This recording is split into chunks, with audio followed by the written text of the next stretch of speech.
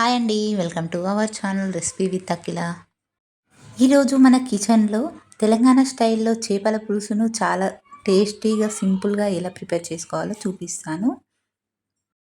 మనకు చేపల కూర మంచిగా టేస్టీగా కుదరాలంటే పులుపు, ఉప్పు, కారం, మసాలా అన్నీ ముక్కకు పట్టేలాగా ఇలాగ ప్రిపేర్ చేస్తే చాలా బాగుంటుంది. తప్పకుండా ట్రై చేయండి సింపుల్ వేలో. ముందుగా 2 మీడియం సైజ్ ఆనియన్స్ని కాల్చుకోవాలి ఈ విధంగా. తర్వాత చింతపండు నానబెట్టుకోవాలి. తర్వాత ఫ్రెష్గా వాష్ చేసిన చేప ముక్కలకు ఉప్పు, కారం 1 టీ స్పూన్ కలుపుకొని పెట్టుకోవాలి. తర్వాత ఒక బౌల్ తీసుకొని చింతపండు రసాన్ని గింజలు తీసేసి చింతపండు రసాన్ని తీసుకోవాలి. ఇందులో 1 టీ స్పూన్ పసుపు వేసుకోండి. తర్వాత ఇందులోనే మీరు తినే స్పైసీని బట్టి మిర్చి పౌడర్ని యాడ్ చేసుకోండి. కొంచెం కొత్తిమీర యాడ్ చేయండి. టేస్ట్కి సరిపడా సాల్ట్ వేసుకోండి.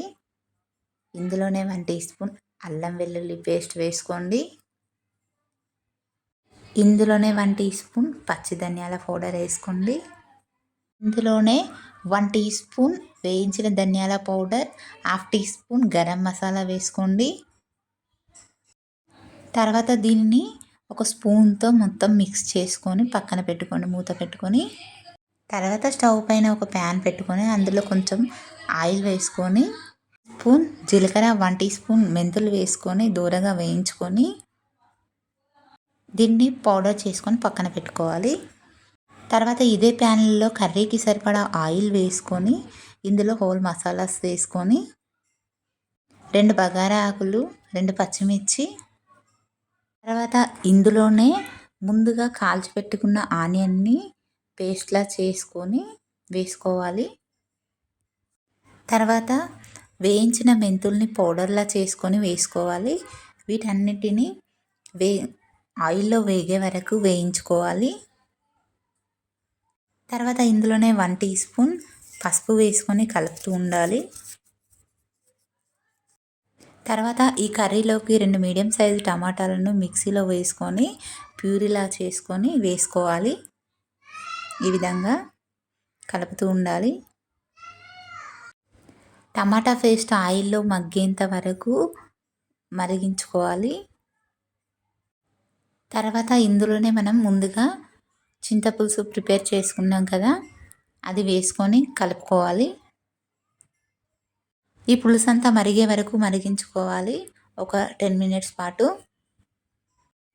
ఈ పులుసు మరిగినాక ముందుగా మ్యాగ్నెట్ చేసుకొని పెట్టుకున్న ఫిష్ ముక్కల్ని వేయాలి. అందులో ఒకసారి కర్రీని కలుపుకొని మూత పెట్టేసి ఉంచాలి. ముక్కలు ఉడికేంత వరకు ఉడికించుకోవాలి.